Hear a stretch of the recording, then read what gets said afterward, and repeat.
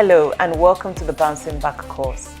The Bouncing Back course is a reflective course designed to help you deal with the failures, disappointments, and losses that we all experience as adults in the journey of life. You know, when we're children, we all think that our lives are going to be fairy tales.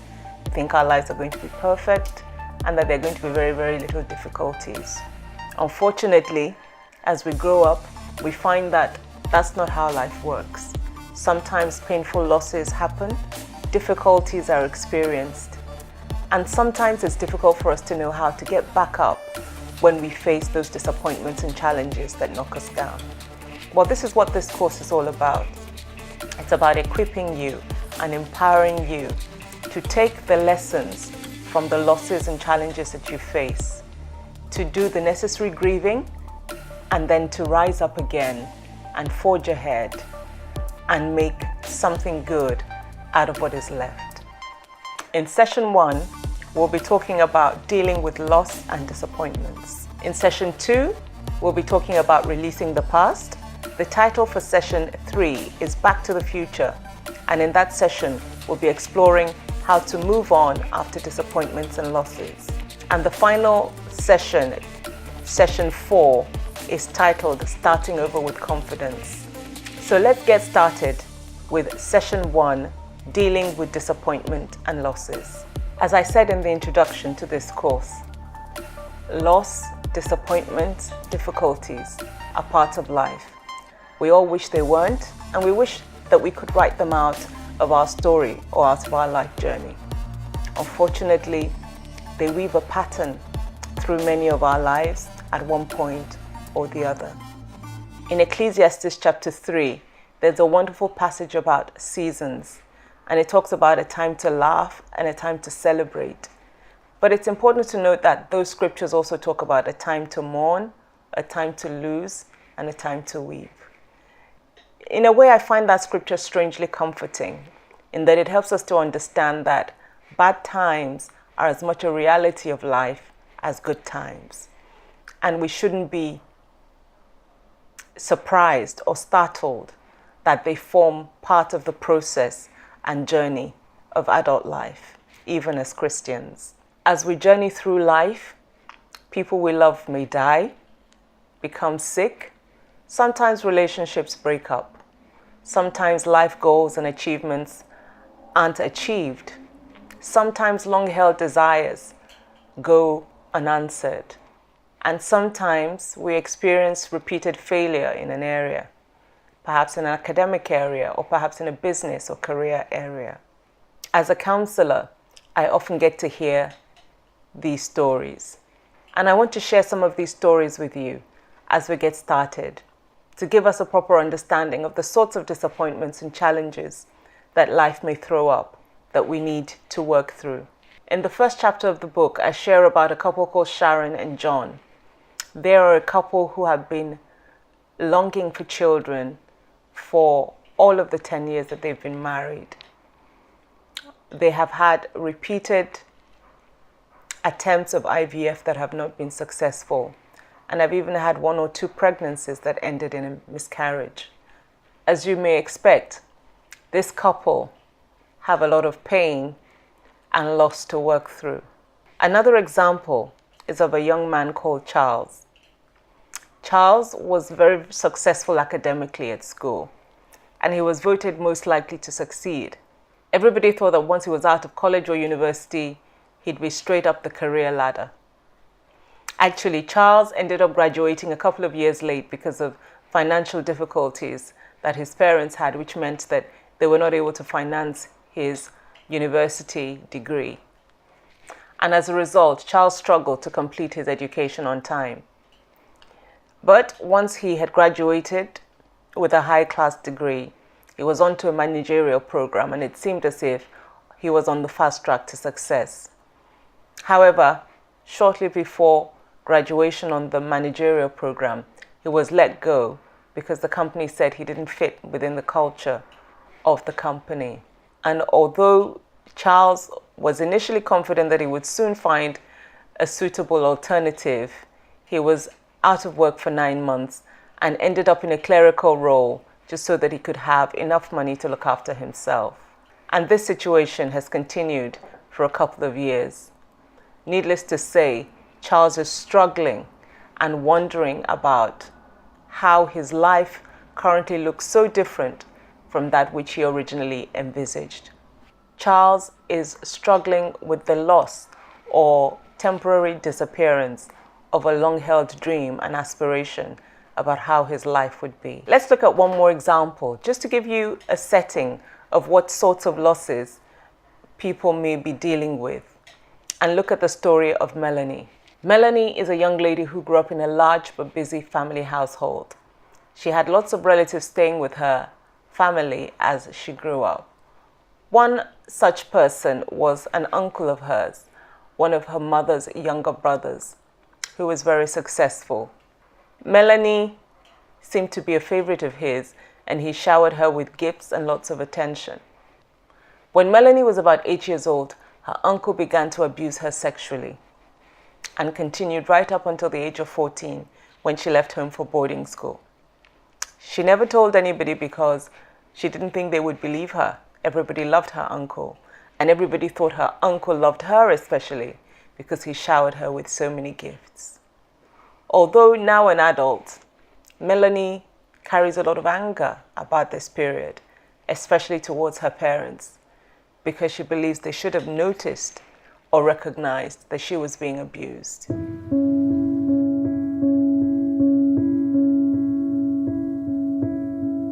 The police communicated to you that your husband had died by suicide. So when you heard that news, what was going on in your head? What were the thoughts you were thinking? I was just like, no, it couldn't be. Like, it couldn't be the same person. I know, like, they need to check whether somebody had pushed him or, you know. I was like, no, it can't be the same guy. This same guy I know would not even, he can't even cross the roads on the normal, not even on the normal high street. He would jump up and he was so fretful like that. I was like, no. There has to be some explanation to this. Okay. Yeah. So there's the shock of the loss, and then there's the further complication of what's going on, and immediately I must imagine that you're asking yourself a lot of questions. Hang on, can this really be true? How come I didn't pick this up? You know, were those some of the things that you were thinking in your mind? Yeah, I was thinking, how could I have missed that? What went wrong? Where did that happen? How did it happen? Okay, it's not like we have a major crisis in our lives we're going through. We're normal husband and wife. We're fine. We're not in debt. We're doing okay. So how did I miss that? And the questions just kept coming and coming and coming. And then my father was the one that bear the brunt of most of the effect of all that had happened, because I had so many questions for him. I questioned a lot of things. I questioned his faith. I questioned my faith. I questioned God. I questioned a lot of things, and I'm like, how could God even allow this to happen? This is a guy that is in church. He was after your heart. People knew he had the passion for the things of God. He prayed more than me. I relied on him even for my prayers and for the family, because I know, oh right, this guy is praying. So maybe not today, you know. So I'm thinking, okay, maybe if I take taken things more seriously, like not completely rely on him, maybe I could have helped in a way or whatever it is. But then there were so many questions that I couldn't answer.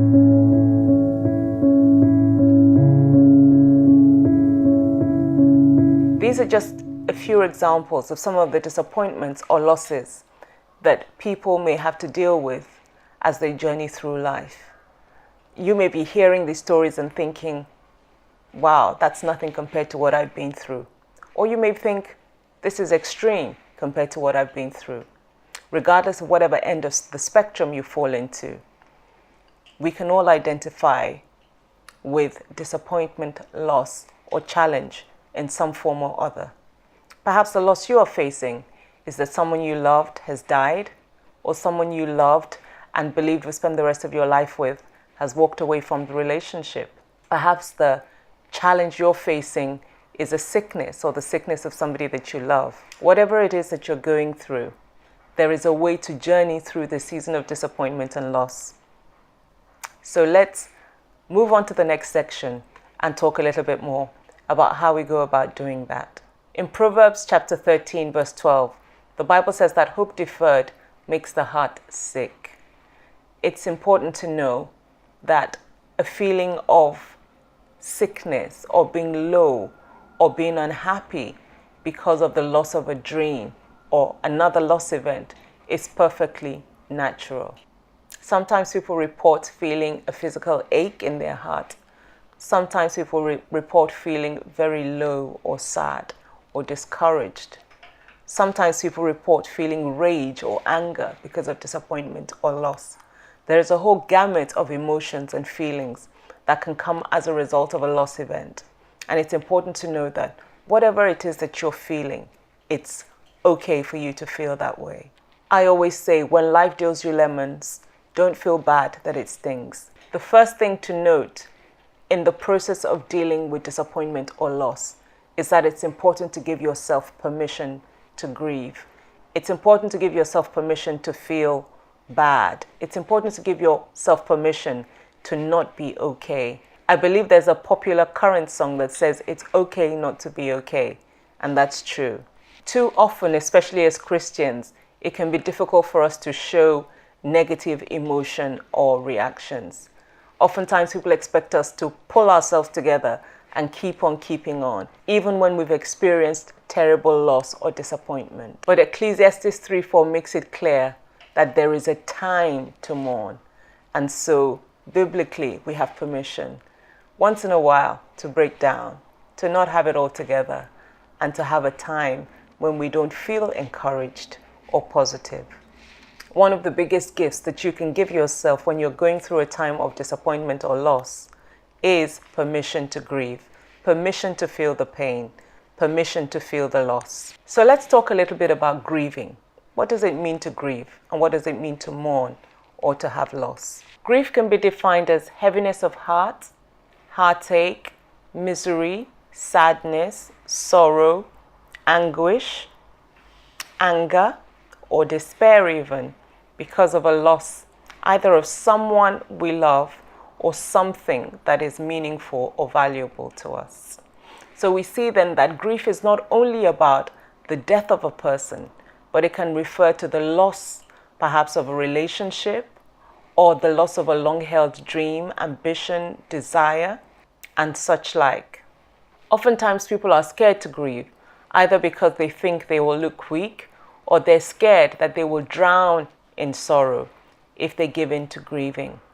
But it's actually important for us to know that grieving is an important part of healing, and grieving is an important part of recovery from loss.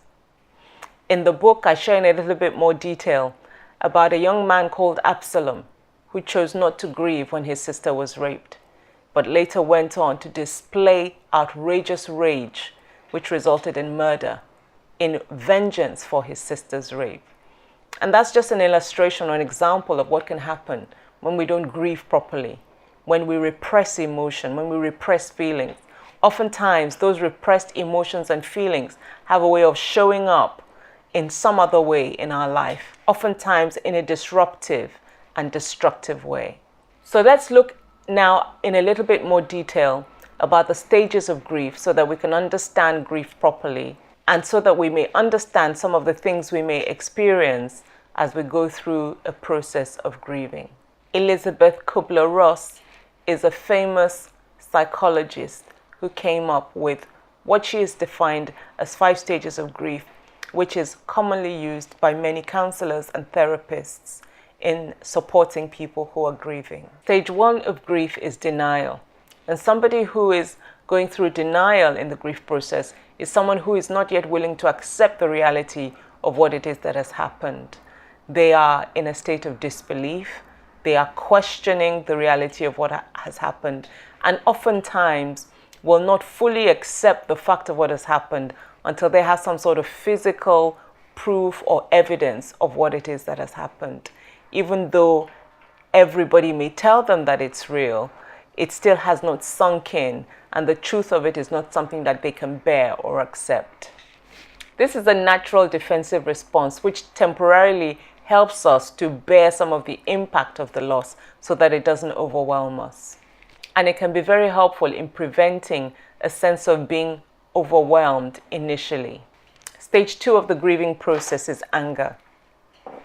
And at this point, reality has begun to dawn, and the person is furious at the loss that they have encountered. It might be the loss of a person through death, or perhaps the loss of a relationship, or the loss of a dream job.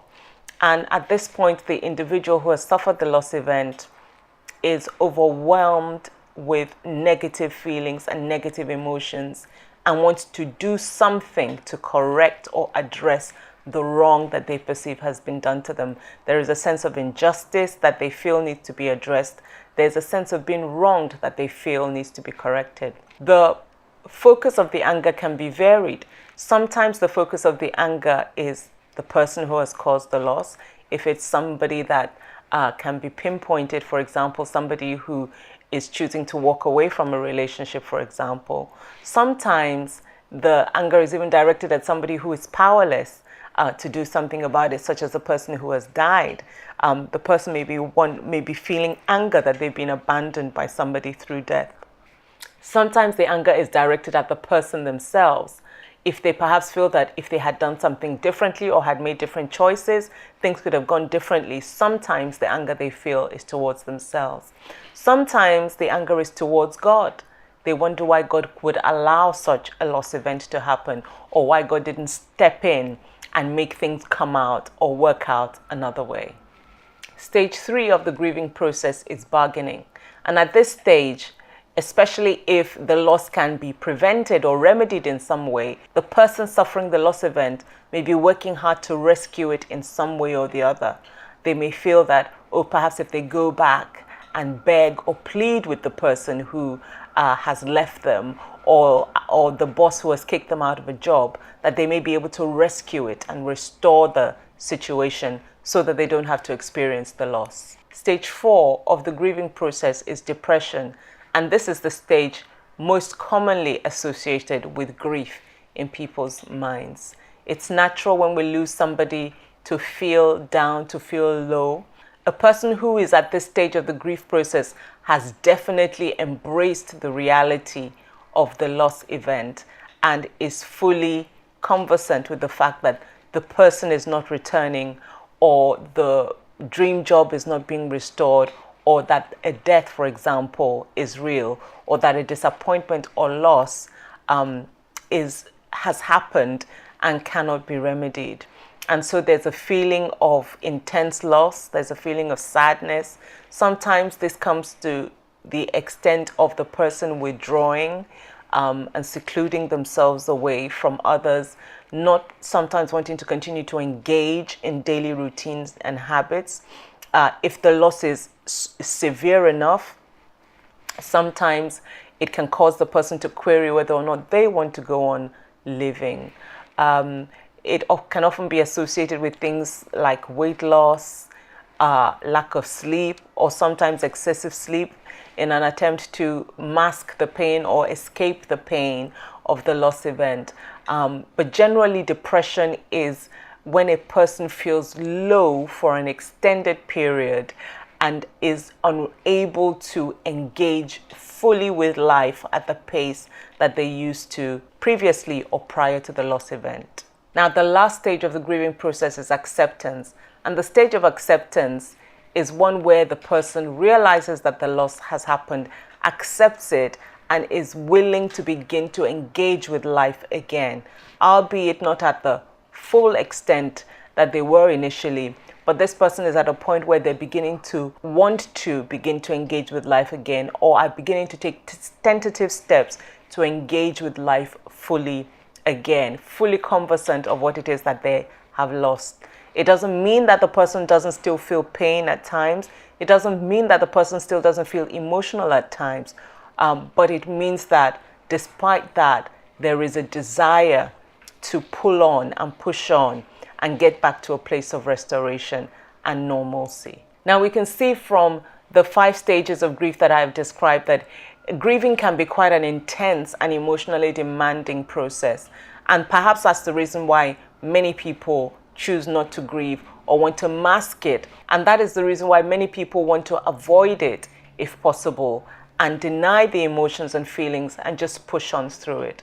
But it's so important, as I mentioned earlier, to take the time to grieve a loss, whether it's a huge loss like the death of a person, or what some may consider a minor loss, perhaps the loss of a friendship or the loss of a job that is very important to the person. The reason why this is important is because when we don't grieve, we repress the emotions that come with grieving, and oftentimes they end up wreaking havoc on our life in some way or the other. Difficult as it may be, it's important to let your feelings come to the fore and to take the grieving journey. Now, there is no ideal grieving time or pattern. Sometimes people grieve for 6 months, sometimes people grieve for 3 months, sometimes people grieve for a year or 2, depending on the value of what they've lost to them. And also, the grieving process is not sequential. People experience the grieving process in different sequences. So some people may be depressed first before they're angry, and vice versa. So whatever sequence it is that you go through the grieving process, and however long it takes, what is most important is that you give yourself permission to grieve. You give yourself permission to feel the loss, knowing that it's an important part of your bouncing back process. Lastly, as we close this initial session on disappointment and loss, I want you to remember that you're not alone in the grieving process. You have a companion in the grieving process, because God has said He will always be with us in every season and in every situation of our lives. Now, I know that you may not feel His presence, and you may even be angry with Him right now because of the disappointment or loss that you are going through. You may have questions for Him that He is yet to answer. I'm not here to say that just because He's in your life, you won't have those questions or issues. But I want you to know that even when you don't feel Him, and even though you may have those questions, He is still present with you in your grief and in your loss. And sometimes the answers to the questions that you're asking Him and the understanding and illumination that you require will come much later in the process. You'll be able to look back and think, wow, God really was in my boat. God really was walking with me in this season, even though I was not aware of Him. So my encouragement as we close today is to remember, even if it's by faith and you don't feel it in reality, that God is with you in your disappointment and in your loss. See you in session 2.